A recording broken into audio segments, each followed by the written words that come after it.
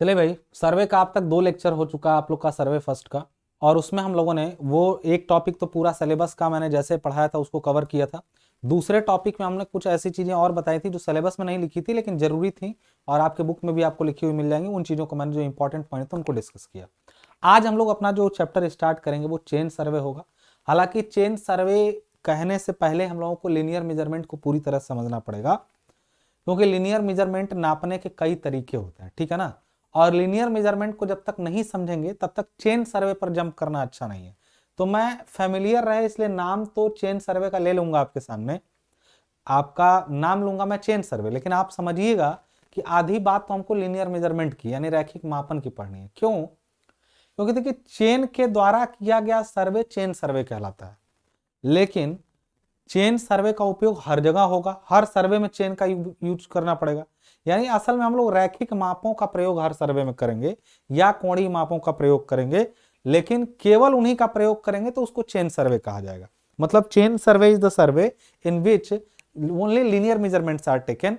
मतलब चेन सर्वा वह सर्वेक्षण है जिसमें केवल रैखिक मापों का ही प्रयोग किया जाता है, ठीक है। अब हम उस पर बात करेंगे, लेकिन एक चीज जान लीजिएगा कि जब भी हम लोग चेन सर्वे से जब लीनियर मेजरमेंट लेना जाते हैं तो कोणीय मापों की बात तो हम लोग कंपास सर्वे से करेंगे, जो कि अगला चैप्टर होगा। लेकिन जो लीनियर मेजरमेंट है उसमें हम लोग पैर से गिन करके दूरी मापने से लेके फीते तक की बात करते हैं, ठीक है ना। अगर हम लोग डायरेक्ट डिस्टेंस मेजरमेंट की बात करें तो मापने के तरीके कई हो सकते हैं। जैसे अप्रोक्सीमेट मेथड जो होते हैं उनमें हम लोग पैरों से, जिसको पेसोमीटर कहते हैं, पेसिंग एक सिंपल चीज होती है। पेसिंग पेसिंग का मतलब होता है, मैं आपको चलिए 2 मिनट के लिए समझा दूं, हमें चेन सर्वे नहीं है। मैं मेथड्स ऑफ लीनियर मेजरमेंट की बात कर लेता हूं 1 मिनट के लिए, लीनियर मेजरमेंट की, ठीक है ना। ये आपको इस टाइप से शायद लिखा हुआ बुक वगैरह में ना मिले, लेकिन परेशान होने की जरूरत नहीं है। हम लीनियर मेजरमेंट का एक टॉपिक छोटा सा डिस्कस कर लेते हैं, उसके बाद चेन सर्वे पे जंप कर जाएंगे। क्या है लीनियर मेजरमेंट? तो लीनियर मेजरमेंट आप कई तरीके से ले सकते हैं, जिसमें से एक तरीका हो सकता है, आप क्या कर सकते हैं, एक तरीका हो सकता है अप्रोक्सीमेट तरीका, मतलब हो सकता है लगभग या सन्निकट विधि, अप्रोक्सीमेट मेथड। दूसरा तरीका हो सकता है आपके पास अप्रोक्सीमेट के बाद डायरेक्ट मेजरमेंट, और दूसरा अगला तरीका हो सकता है बाई ऑप्टिकल मीन्स, ठीक है ना, ऑप्टिकल मीन्स। और भी तरीके हैं जैसे electromagnetic waves,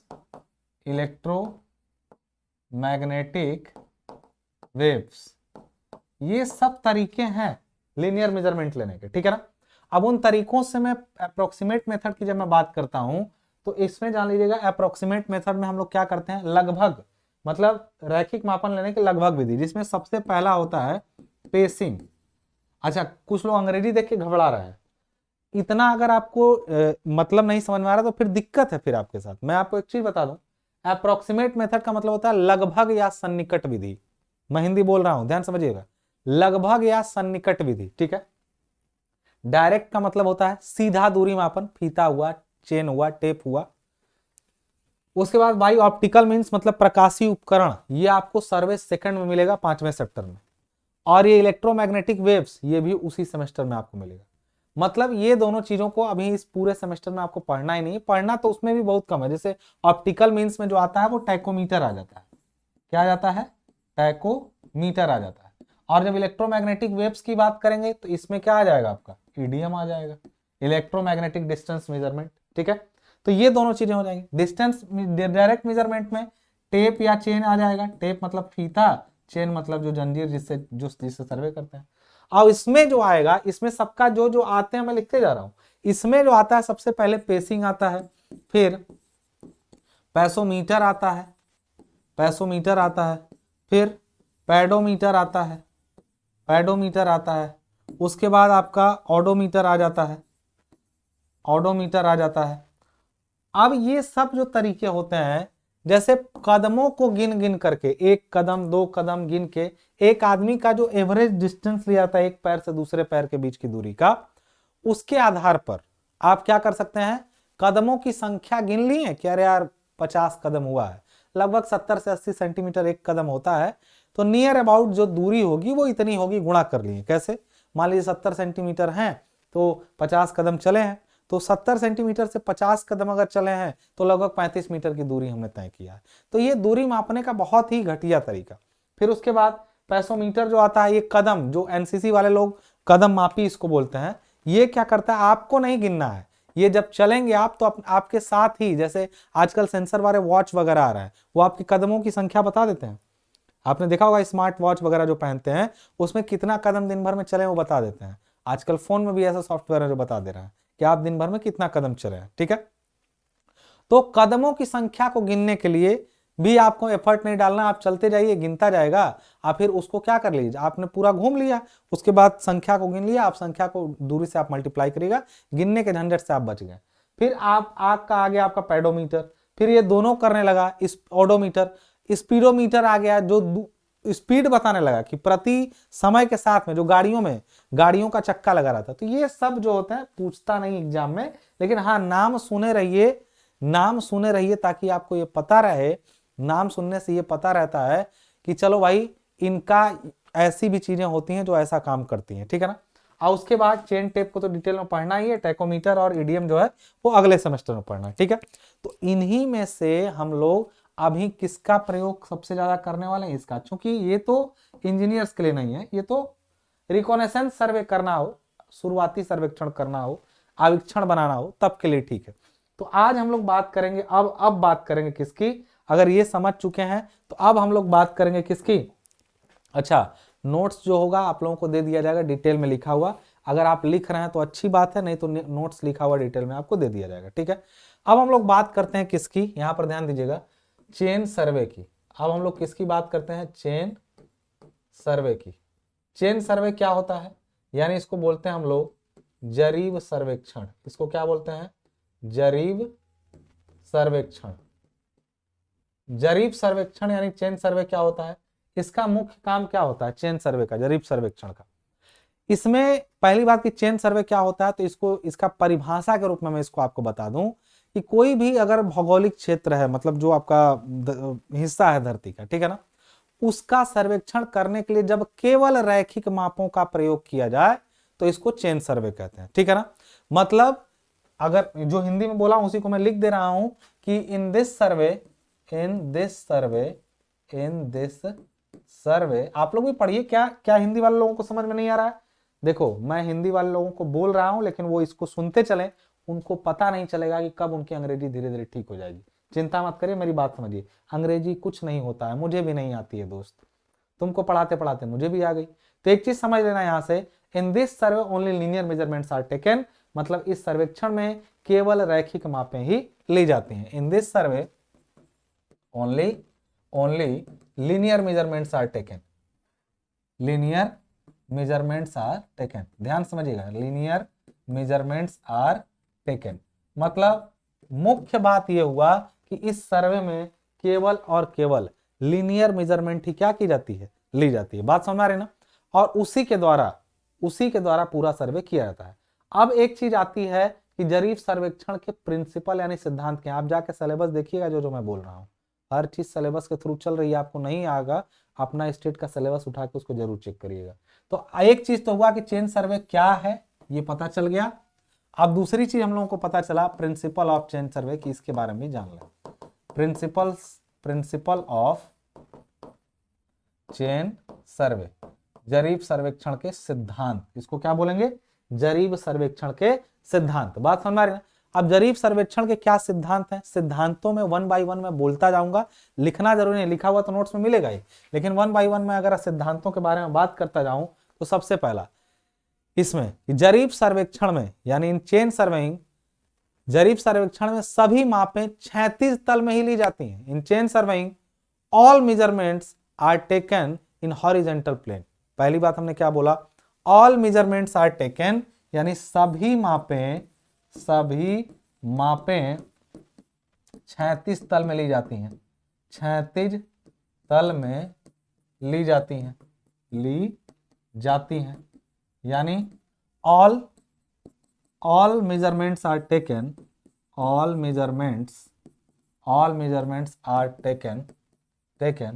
in horizontal plane, all measurements are taken in horizontal plane. बात समझ आ रही है।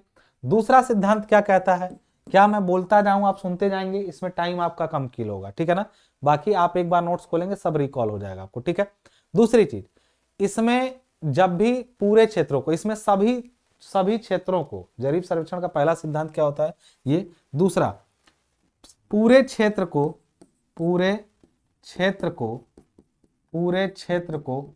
सुआकारीय त्रिभुजों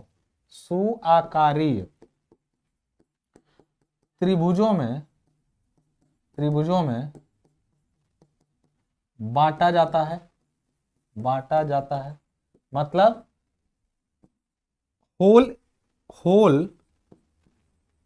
whole area is divided into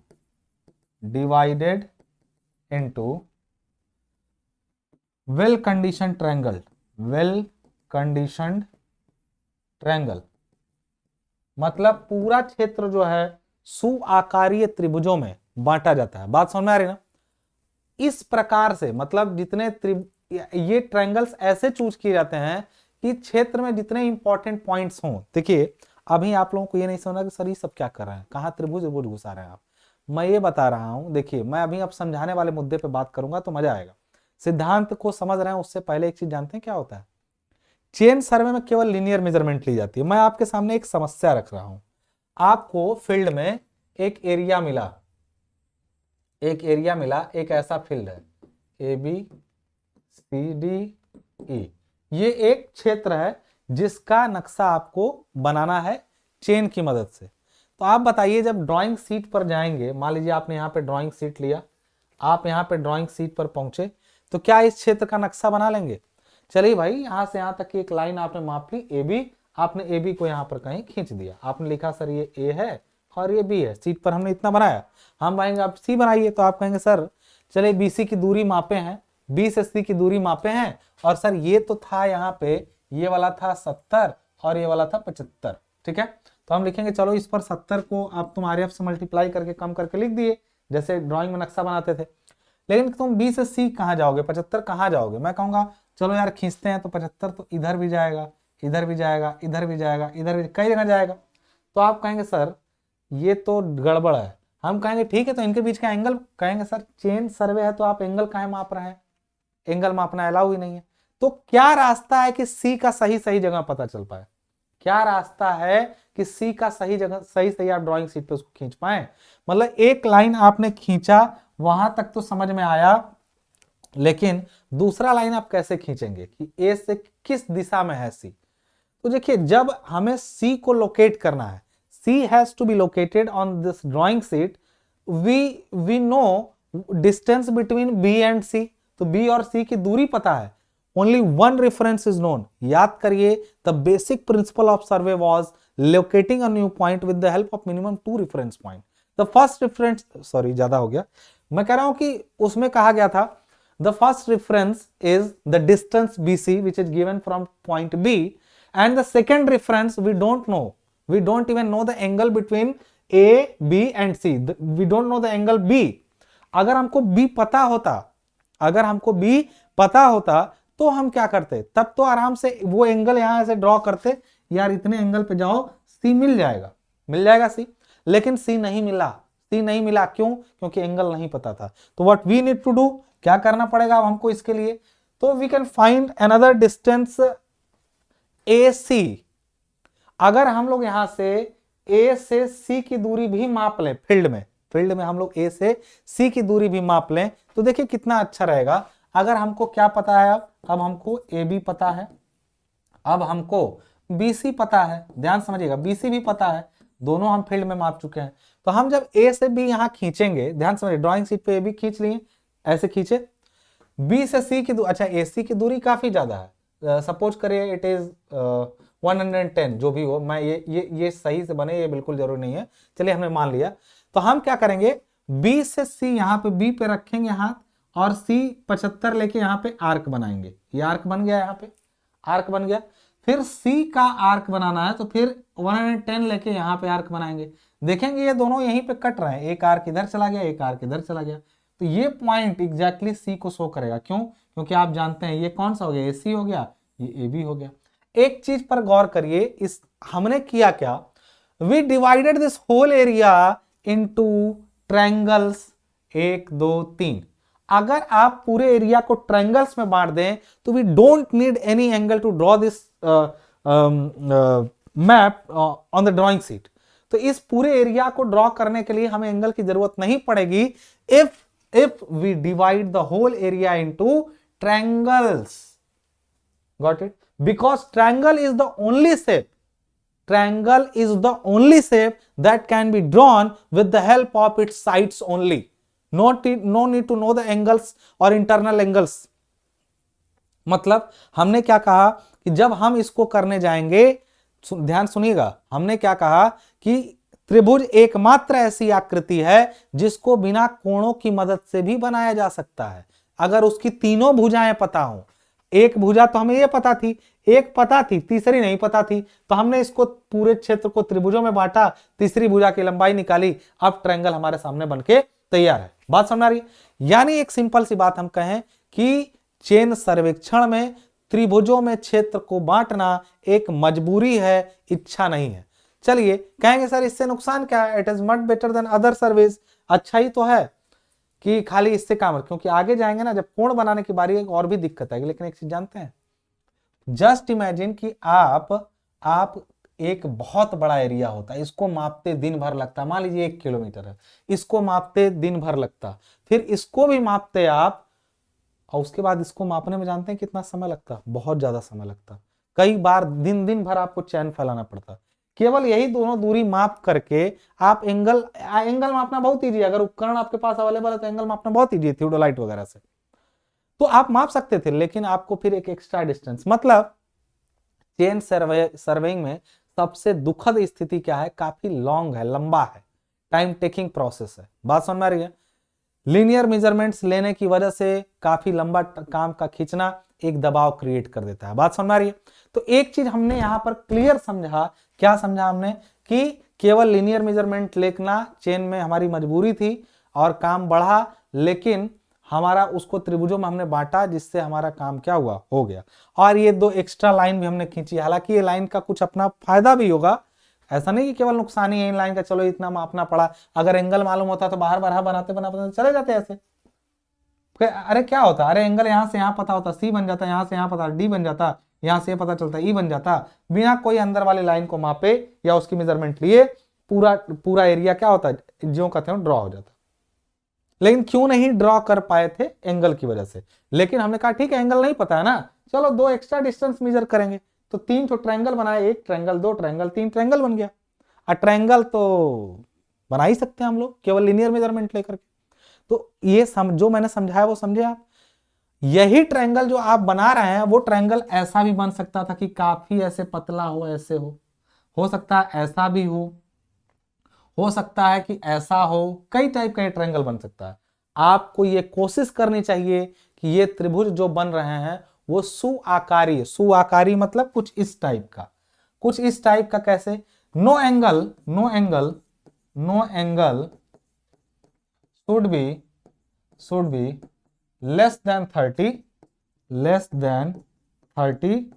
and more than 120 in a well conditioned triangle,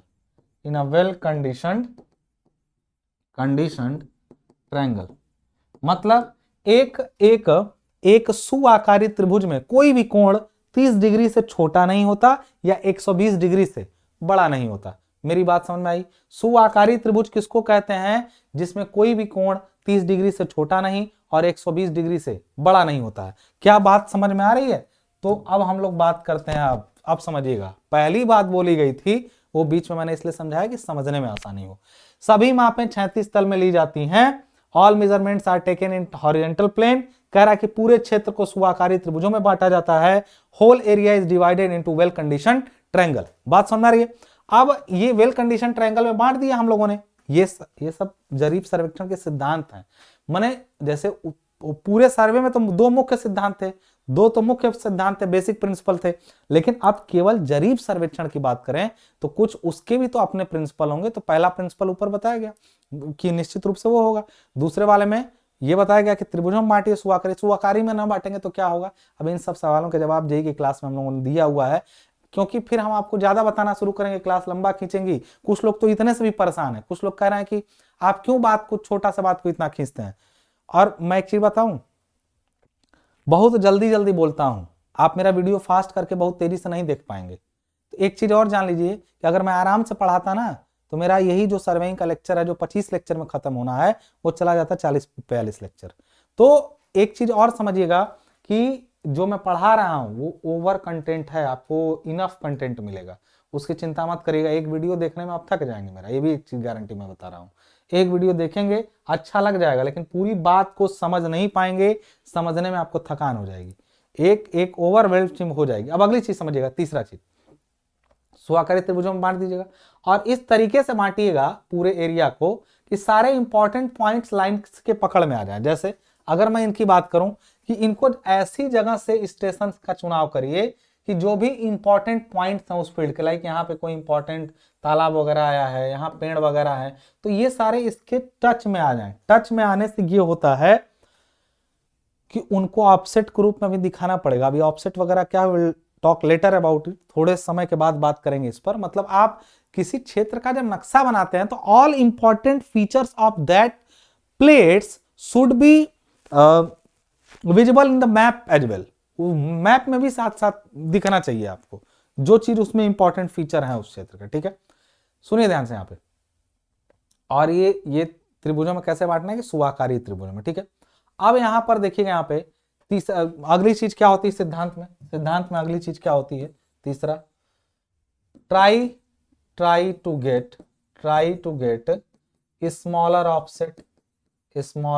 offset जो खस के लिए जाए। खस का मतलब जानते हैं क्या होता है, कोई चेन लाइन जा रही है और उसके बगल में कोई इंपॉर्टेंट पॉइंट है, तो उससे उसकी दूरी को खसका कहते हैं। ये लेफ्ट भी हो सकता है, राइट भी हो सकता है। जैसे अगर इधर की तरफ आप बढ़ रहे हैं तो ये राइट, मतलब राइट हैंड साइड में राइट ऑफसेट होता है, लेफ्ट हैंड साइड में लेफ्ट। अब ऑफसेट वगैरह क्यों दिखाए जाते हैं बात करेंगे, लेकिन खसके जो हैं वो छोटे हों। चेन लाइन ऐसी जानी चाहिए कि खसके छोटी लंबाई के हों तो ज्यादा अच्छा है।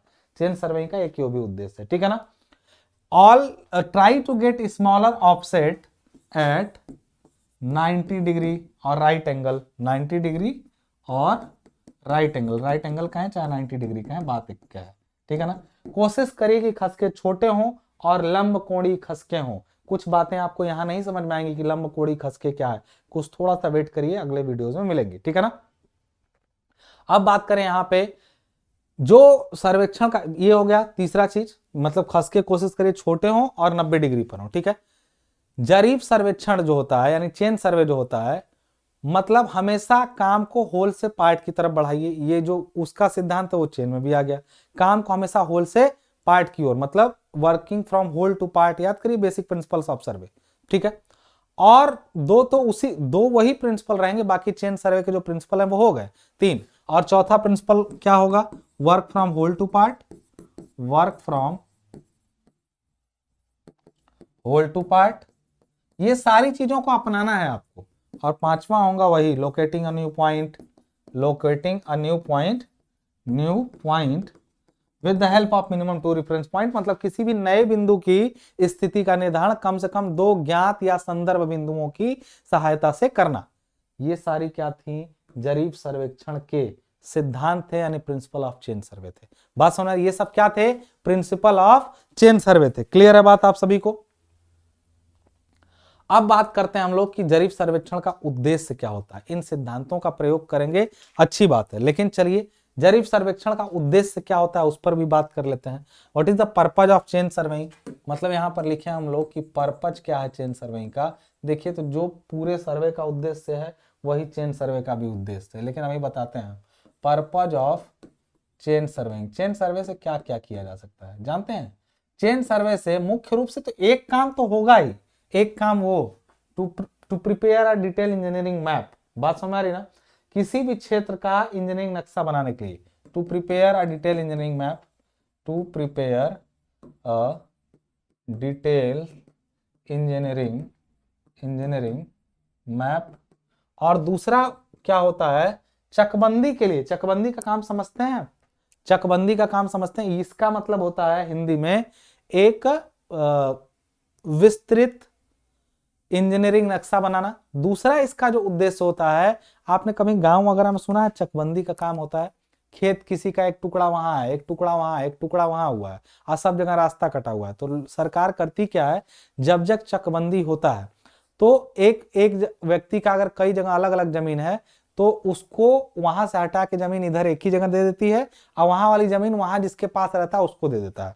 मतलब चकबंदी से जमीनों का बंटवारा किया, तो उसके लिए जो पटवारी होते हैं या लेखपाल होते हैं, गांव में देखे होंगे कि इसके जब ये करना होता है तो लेखपाल लोग आते हैं और चकबंदी कर करके गांव को जमीन से, और फिर मान लीजिए पतली पतली कई लोगों के कई जगह है, कई लोगों के कई जगह छोटे छोटे जगह होते हैं, ठीक है ना, ऐसे ऐसे इनका यहाँ पे है, सबका बाउंड्री यहाँ बटा हुआ है, हमारी इनका एक खेत यहाँ है, एक खेत यहाँ है, ठीक है। तो अब आइए दूसरे का है, तो देखिए मजेदार बात होता क्या है, ये इनका एरिया इतना, इनका एरिया किया क्या, तुम इतना ही जो हाई बीच में रास्ता तो बर्बाद हो रहा है ना, क्योंकि जाना है, ये दूसरे का है। अब इनको अगर यहीं पर इसको दे दिया जाए, इनको यहीं से मान लीजिए ये जमीन, कहा जाए कि नहीं तुम इतना ही जमीन यहाँ ले लो, चलो, तो ये बढ़ के कहाँ तक आएगा, देखिए यहाँ तक इसके बराबर लगभग चला गया ये, तो सरकार ये वाले को कहेगा तुम यहाँ ले लो, तो ये तो चला गया इधर, लेकिन सरकार को आई जो खाली जगह था वो इनका एक ही में मिला दिया, आई जो रास्ते की जगह था वो सरकार को फ्री में मिल गई।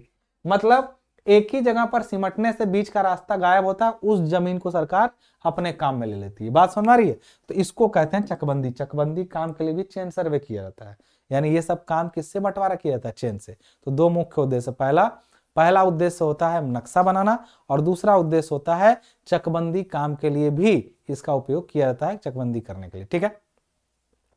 ये सर्वे के सिद्धांत वगैरह सब कुछ हमने आपको बता दिए, सिद्धांत क्या था, इसके उद्देश्य क्या क्या थी और चेन सर्वे होता क्या ये बता दिया। अब किया कैसे जाएगा, मतलब आप चेन सर्वे करेंगे कैसे, तो चेन सर्वे करने के लिए सबसे पहले आपको समझना पड़ेगा उन उपकरणों के बारे में, यानी हम लोग बोलेंगे equipments used in chain surveying, equipments used in chain surveying, यानी चेन सर्वेइंग में प्रयुक्त होने वाले उपकरण, चेन सर्वेइंग में प्रयुक्त होने वाले उपकरण। बात समझ आ रही ना, यानी जरीब सर्वेक्षण में प्रयोग होने वाले उपकरण, ठीक है। कौन कौन से उपकरण होते हैं जिनसे सर्वे कैसे करेंगे वो तो हम सीखेंगे, लेकिन पहले सभी उपकरणों को सीखेंगे जिनसे हम लोग को, जिनका हमको प्रयोग करना है। वो उपकरण क्या क्या है, तो चेन सर्वे जैसा कि नाम से विदित है, पहला चीज तो चेन ही होगा, पहला उपकरण चेन होगा, चेन कहें। दूसरा उपकरणों के साथ में जो हो सकता है वो टेप यानी फीता होता है, टेप यानी फीता होता है। तीसरा उपकरण, चेन और टेप के बाद तुरंत आपको जो एरो या मार्किंग पिन की जरूरत पड़ती है, एरो या फिर इसको कहते हैं हम लोग मार्किंग पिन की जरूरत पड़ती है।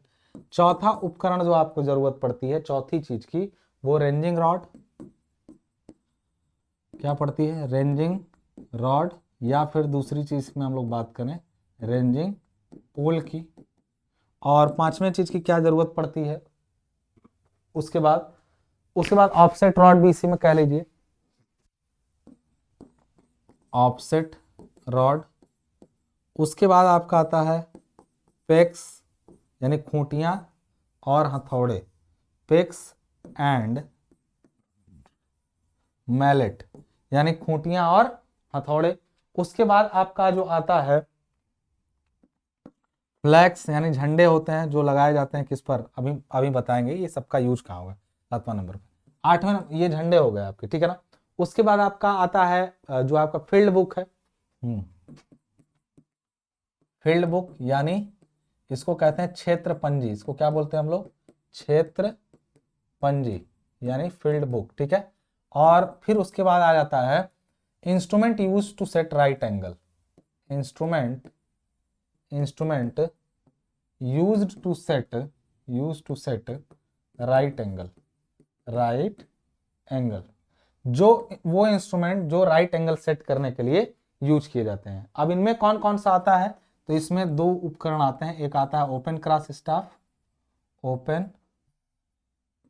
स्टाफ, और दूसरा आता है आपका साथ साथ में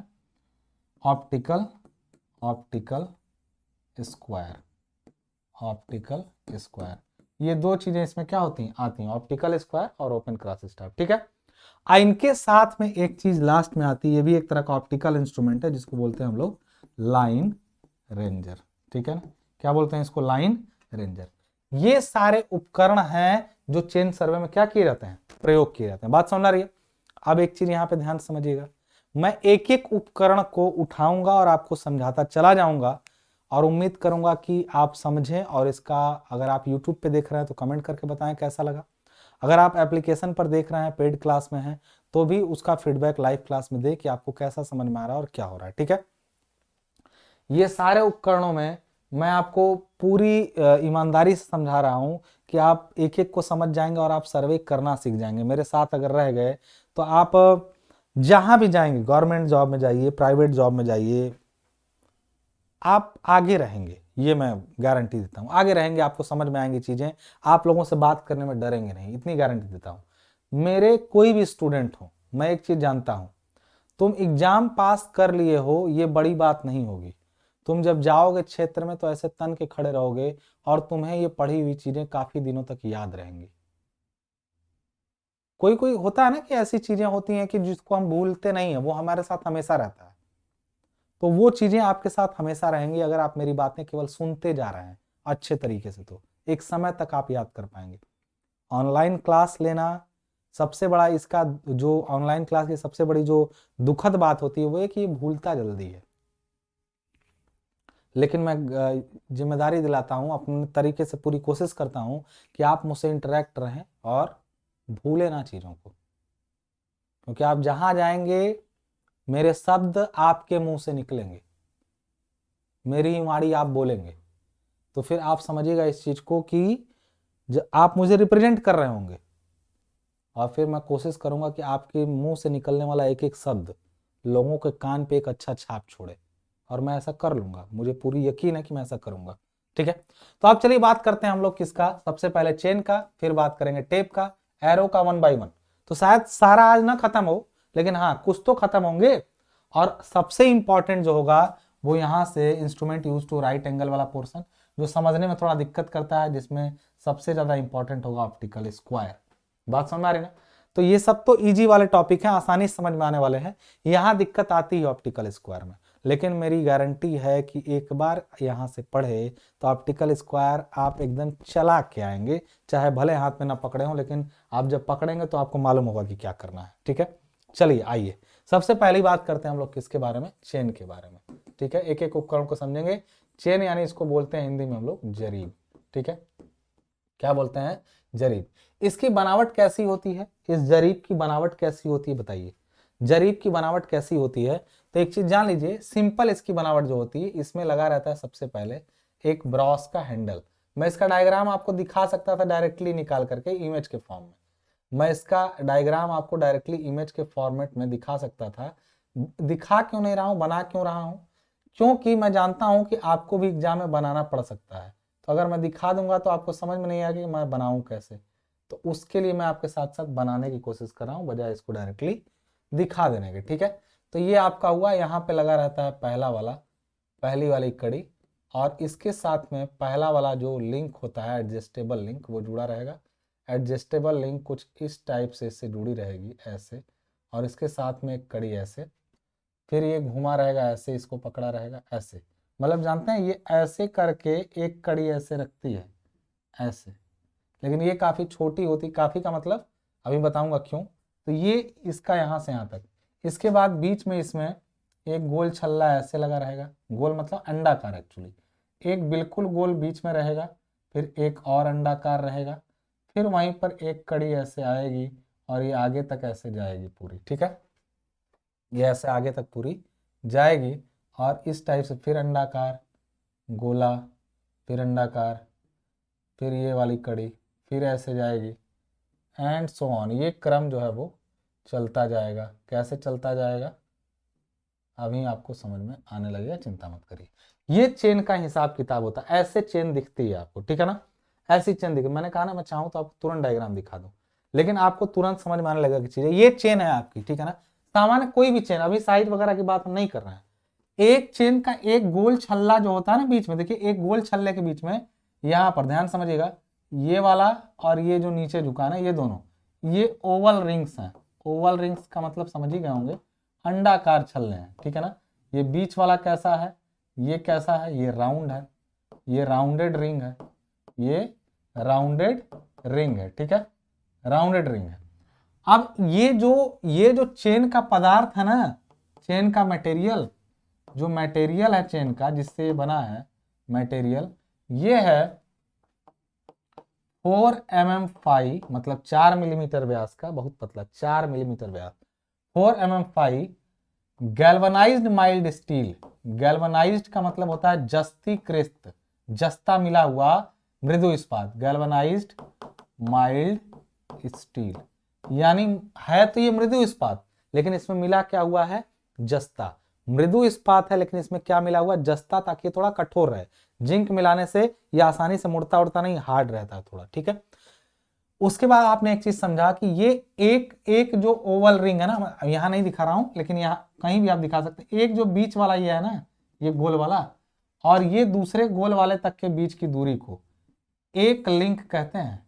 एक लिंक मतलब एक कड़ी, फिर यहां से दूसरी कड़ी, तीसरी कड़ी।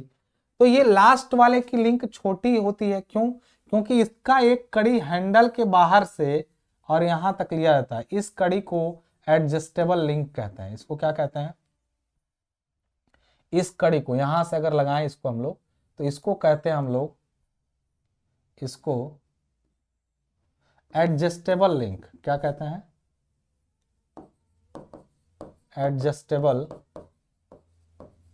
लिंक कहते हैं, ठीक है, एडजस्टेबल लिंक कहते हैं। क्लियर है, यानी समायोज्य कड़ी। इसको क्या बोलते हैं, समायोज्य कड़ी। क्यों बोलते हैं, जब कभी चेन की लंबाई घट या बढ़ जाती है ना, तो इसी कड़ी को बदल करके, मान लीजिए चेन खींच खाच के बढ़ गई है, अपनी लंबाई से ज्यादा हो गई है, तो इसी को निकाल करके छोटा लगा देते हैं ताकि एडजस्ट हो जाए।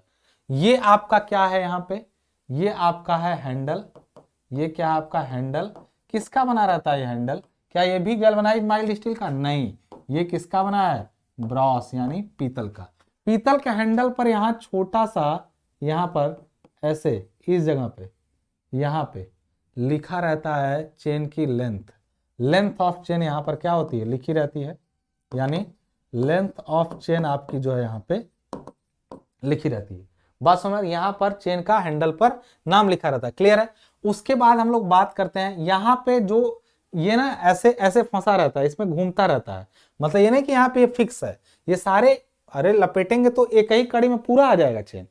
चेन को हमेशा ले करके ना बाएं हाथ दाएं हाथ पे रखते हैं, बाएं हाथ से हैंडल पकड़ के बड़ी तेजी से ऐसे फेंकते हैं चेन को, तब जाके वो खुलता है। तो कड़ियों को समेटते हैं, तो ये कड़ियों पर यहाँ पर जो है ना, यहाँ पे जो लगा रहता है, जो ज्वाइंट बना रहता है यहाँ पे, इसको फिरकी जोड़ बोलते हैं। फिरकी जोड़, बात समझ आ रही ना, इसको क्या बोलते हैं हम लोग, फिरकी जोड़। मतलब आई बोल्ट लगा होता है छोटा सा, वो खेलता रहता है, वो मुड़ जाता है, ठीक है ना। हैंडल पर निशान, हैंडल में एक खांचा लगा रहता है यहाँ पे, ये एक खांचा यानी ग्रूव रहता है यहाँ पे, 2 मिलीमीटर साइज का, 2 मिलीमीटर रेडियस का, मतलब इसका जो कटा रहता है खांचा वो 2 मिलीमीटर का रहता है। क्यों, क्योंकि चेन का अभी जो पढ़ेंगे हम लोग अभी एरो को, तो ये जब ऐसे नापते हैं ना, तो एरो धंसाया रहता है जमीन में, अभी बताएंगे तब और समझ में आएगा। तो एरो में आके ये फिट हो जाता है, ये जो कटा रहता है हैंडल में, छोटा सा हैंडल में, ये जो हैंडल है ना, यहाँ पे देखिएगा, ये हाथ ऐसे घुमा हुआ है, ये हैंडल एकदम सीधा नहीं, ये 2 मिलीमीटर का है, इसमें ये कटा रहता है, एरो में जाके फंस जाता है। एरो ऐसे जमीन में धंसा है, तो इसी में ऐसे एरो है, खड़ा रहता है सीधे जमीन में धंसा करके, तो इसमें जाके फंस जाता है, ताकि उसी में एकदम बराबर, मतलब जब एरो इसमें फंसेगा तो एकदम उसके सेंटर पे वो आएगा, एरो के ठीक सेंटर पे आ जाएगा। बात समझ में आ रही है। तो ये हुआ आपका चेन का डायग्राम। ये चेन का डायग्राम वो एक सामान्य चेन का है। आप कहेंगे सर ये कड़ी उड़ी के बीच की दूरी आप बता ही नहीं रहे हैं, आप कहेंगे सर ये कड़ी के बीच की दूरी वगैरह तो आप बता ही नहीं रहे हैं।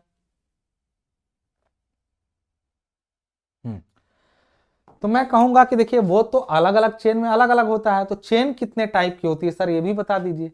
मैं अभी चेन के बारे में भी पूरी बात बताऊंगा, ठीक है ना। ये जो चेन बनाया हूं एक जनरल, ये मैं क्या कहूंगा इसको, general general diagram of chain, general diagram of chain, जो इसका जनरल बनावट है, जो स्ट्रक्चर है वो ऐसा ही होता है, जनरल स्ट्रक्चर होता है, मतलब ऐसे जनरलाइज फॉर्म है, किसी एक चेन का नहीं है, सारी चेन में इतना चीज तो होता ही है। लेकिन अब अगर चेन के टाइप पर बात करेंगे, टाइप ऑफ चेन पर अगर हम लोग बात करें, यहां पर चलिए हमने बोल दिया टाइप ऑफ चेन, कि चेन कितने टाइप की होती है। ठीक है, चेन कितने टाइप की होती है, तो पहला टाइप मैं यहां पर लिखूंगा इंजीनियर्स चेन, इंजीनियर्स चेन, यानी इसको बोलते हैं हम लोग क्या, 100 फीट जरीब, 100 फीट चेन भी इसको बोलते हैं, 100 फीट चेन भी बोलते हैं। ब्रिटिश गवर्नमेंट थी, ब्रिटिश गवर्नमेंट थी जब इन्होंने क्या किया था, 100 फीट चेन का यूज किया था ब्रिटिश गवर्नमेंट ने, तो उनका एफपीएस सिस्टम चलता था, वो लोग फुट पॉइंट और इंच पर काम करते थे, तो इसलिए चेन भी जो है वो किसमें बनाई जाती थी, फीट वगैरह में बनाई जाती थी, तो 100 फीट की एक चेन होती थी। अब ये 100 फीट की चेन में, ये 100 फीट की चेन में इन्होंने क्या किया था, ध्यान रखिएगा, लेंथ जो रखी थी वो तो आपको क्लियर दिख रही है, कितनी थी इसकी, 100 फीट। इसमें कड़ियां कितनी रखी उन्होंने, लिंक 100 लिंक्स, और एक कड़ी कितनी होगी हुई, 1 link is equal to 1 feet. यही तो उन्होंने किया, उन्होंने मतलब अच्छा, आपसे एग्जाम में अगर आ जाए कि चेन के टाइप बताइए, तो 5 चेन होती हैं, 5 चेन का टाइप बता करके उनके बारे में थोड़ा थोड़ा एक्सप्लेन करना पड़ेगा। ठीक है, जो डेटा मैं बताया हूं वो डेटा आपको जरूर बताना पड़ेगा, उसके अलावा आप जो लिखें तो ठीक, ना लिखें तो भी ठीक। ठीक है, इंजीनियर चेन जो आपका हो गया, उसके बारे में लेंथ हो गया, लिंक हो गया, और एक लिंक कितने फीट की होती है वो भी मैंने आपको बता दिया। क्लियर है, अब हम बात करते हैं यहाँ पे, ध्यान समझिएगा यहाँ पे आगे क्या होता है इंजीनियर चेन में। तो ये आपने समझा कि यही चेन इंजीनियर चेन है, कैसे, इसका एक से यहां तक की दूरी 1 फीट रखिएगा, 1 फीट, ऐसी 100 कड़ियां बना दीजिएगा। इंजीनियर चेन में और कुछ होता है, जैसे मान लीजिए चेन से आप मापते हुए चले आए, तो लिखा तो रहता नहीं कि 1 मीटर 2 मीटर, फीते पे तो लिखा रहता है कि हाँ इतना मीटर बता रहा है, चेन से मापेंगे तो 1 कड़ी 2 कड़ी 3 कड़ी, कहीं भूल गए तो चलो ऐसे 10 फीट जब हो जाता है ना, तो हर 10 फीट पे यानी 10 कड़ियों के बाद एक टैग लगी रहती है ना। एक टैग कैसी लगी रहती है, तो 10 कड़ियों के बाद एक टैग, 10 फीट के बाद, 10 फीट के बाद क्या रहेगा, ऐसा टैग दिखाई देगा, ऐसा 20 फीट पर, 20 फीट पर ये टैग ऐसा हो जाएगा, 2 ठो दिखने लगेगा 20 फीट पर, 30 पर, अब समझ ही गए होंगे क्या होगा, 3 ठो, 40 फीट पर कहेंगे सर अब अति हो रहा है, अब बताइए 50 फीट पर गोल, अब फिर 60 फीट पर, तो उधर से, अब 50 को आप जानते हैं, एक बार गोल आया तो समझिए आधा चेन क्रॉस हो गया है, अब उसके बाद फिर से ये 4 3 2 1 उधर की तरफ बढ़ते चले जाएंगे, मतलब पहले ये आएगा, ये आएगा, जहां गोल हुआ तो फिर 4 3 2 और 1 लास्ट में, मतलब उधर से मापते आए, चाहे उधर से, बीच में गोल रहेगा, बाकी तरफ 4 3 2 1, ऐसा ये इंजीनियरिंग चेन का बनावट था। इंजीनियरिंग चेन, ये सब किसके बने रहते थे, ये सब टैग जो लगे रहते थे, फंसे रहते थे, वो किसके बने रहते थे, ब्रॉस के, किसके बने रहते थे, ब्रॉस के। बात समझ आ रही है, मतलब हर 10 फीट पर पीतल की टिक्कियां यानी स्टड्स या टैग्स लगी रहती हैं, तल्लियां जिसको बोलते हैं। ठीक है, तो ये किसके बारे में था, ये था इंजीनियर्स चेन के बारे में। लेकिन यहीं पर अगर हम लोग दूसरी चेन की बात करें, ये इंजीनियर्स चेन का अपने हिसाब किताब था। अगर हम लोग दूसरे चेन की बात करें यहीं पर,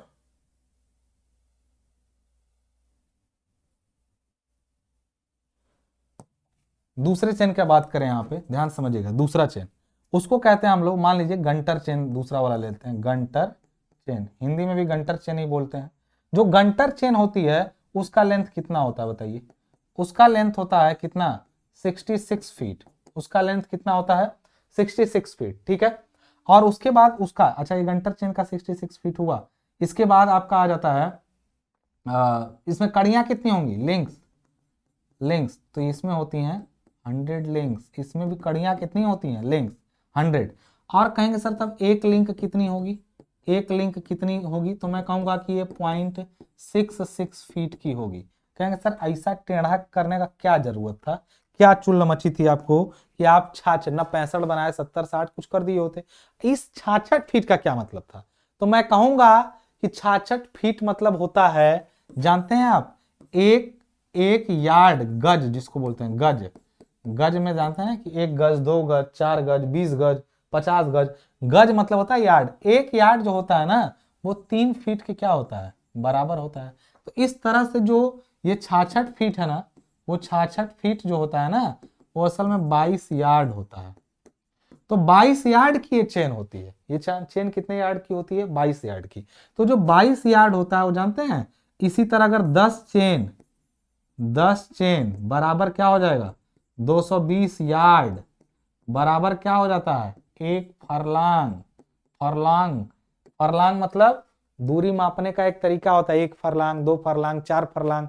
तो 4 फरलांग 2 फरलांग में जो दूरी मापते हैं आप, 1 फरलांग जो होता है वो 10 गंटर चेन के क्या होता है, बराबर होता है। और ऐसे ही 8 फरलांग जब मिलते हैं तो ये 1 माइल के बराबर, 1 मील जिसको आप बोलते हैं, 1 माइल या मील के बराबर हो जाते हैं। बात समझ में आ रही है, ये हिसाब किताब था। तो गंटर चेन वास्तव में इस दूरी पद्धति पर काम करने के लिए बनाई गई थी। बात समझ में आ रही ना, क्लियर है बात, ये बात समझ में आ रही है। तो गंटर चेन में क्या विशेषता है, यही सब, बस क्या होगा, पूरी लंबाई 66 फीट, कड़ियां 100 और एक कड़ी से दूसरे कड़ी के जो बीच की दूरी होगी वो 0.66 फीट होगी। I hope things are quite clear now. चीजें क्लियर होके समझ में आ रही होंगी, मुझे लग रहा है ऐसा, मुझे ऐसा लग रहा है कि ये चीजें आपको समझ में आ रही होंगी। क्लियर है ये पूरी बात जो अभी तक मैंने बताया।